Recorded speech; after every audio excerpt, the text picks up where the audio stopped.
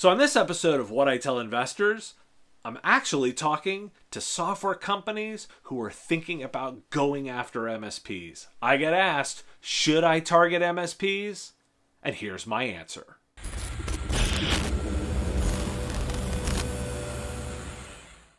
So should you target MSPs?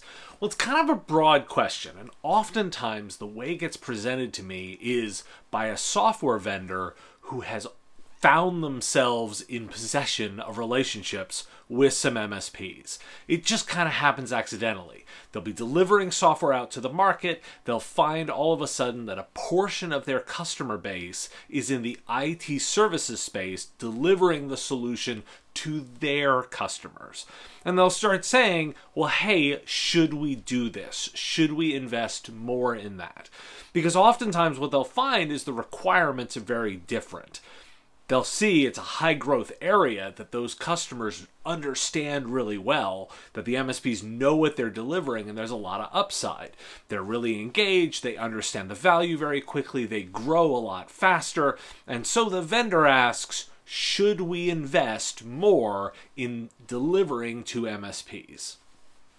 Here's my answer. It's complicated. Oftentimes, it gets very exciting. When you have a small group of these MSPs, they're growing fast, they're great engaged customers, they've found your solution on their own, and thus they like you and they want to grow with you. And they'll come back with great ideas.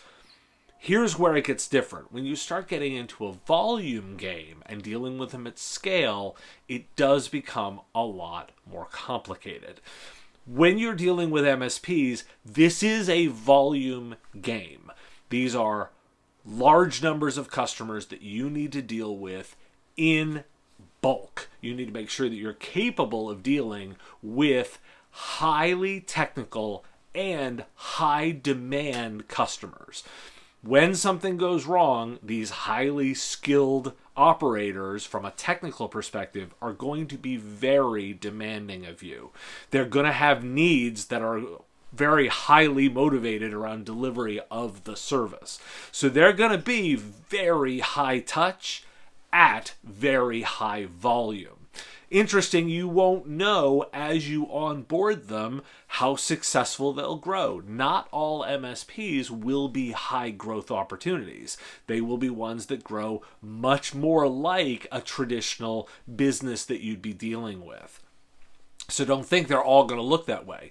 And oftentimes, particularly in a SaaS world, you're not going to know who's growing quickly until they're into the relationship with you. Let me also observe, they're a fickle customer base. They're going to be looking for best-of-breed technologies, particularly if you don't already integrate with the rest of the ecosystem. And thus, to integrate with the rest of the ecosystem, you're going to be putting in big investments of time and money. You're going to get the amplification of them selling across their customer base, of course, but this is a big investment. Now, what do I mean by that investment? The customers you've been dealing with that you see in your piece now have found you, they've invested in you. But if you want to go wide, you're going to start needing to deal with some of their other toolkits. They will be making lots of pressure on you to integrate your toolkit with their other tools. You're going to need to make a call as a software development platform how much that investment is worth it to you. You're going to really need to make an effort on thinking that ROI out. There will be lots of pressure for them to do that, and you're going to now be competing with the tools that already do that. Now, from my perspective, traditionally, when I've been in that channel chief role, I have pushed software vendors to be integration partners. I think that is important, except it also isn't. If you are exceptionally different in your software delivery, if you have some component that is required, you may not need to do that, or you may push it back to the other vendor to do the integration. So there's some wrinkles to think about from that perspective as well. Now I want to take on the channel chief. There's going to be a lot of pressure for you to have someone who engages with that, a face of the organization. That has value because you're going to be putting forth that face to those higher touch, high volume customer relationships. Again, you're in the business of keeping that high volume of partners engaged, but you're trying to do the volume at scale. It's a difficult balance. You're going to hear a lot of people in this space talk how important it is to invest in the relationship. That can get very expensive very quickly, particularly because you are dealing with lots of small individual companies at scale.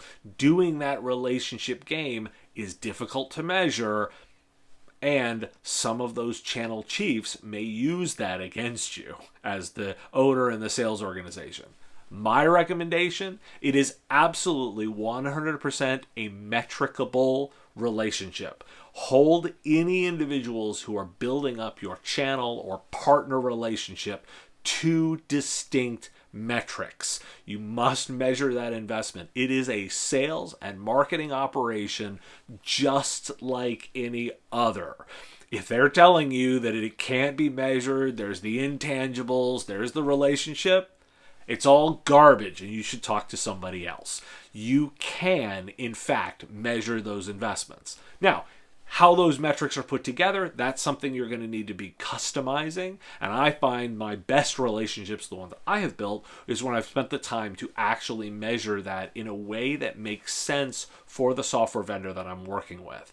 But anybody that tells you it can't be measured or it's all just pure relationship, run. So you can see it's a bit of a loose answer. It's kind of intentional. I'm not always convinced in today's SaaS and infrastructure as a service-based model that you truly have to build what I would call a traditional old school channel model to this. Going through managed services providers, IT services companies, that's a great model. And you can define a good way of making it so that it's productive for all elements of the chain. Everybody can make margin in there.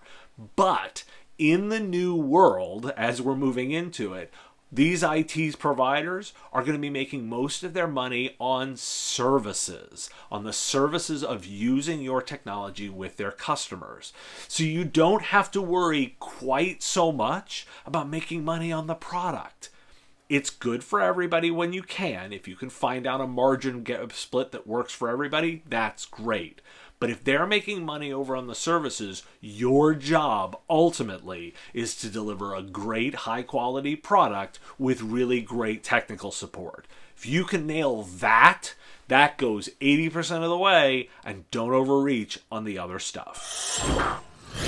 Thanks for listening. If you like it, go ahead and hit like. Hit that subscribe button. I do a ton of material covering the IT services market, and I deliver a daily podcast called The Business of Tech, which is all the news about technology through the lens of those IT service providers. So if you're interested in learning more, you can listen to the issues that matter to them and go from there. There's videos here on the YouTube channel giving you insights into the kind of issues that they are providing and what they're thinking about in terms of the way they deliver their services. If you need more information, go ahead and visit mspradio.com. You can reach out and get in touch with me, and I'm always happy to answer more questions. Thanks for listening.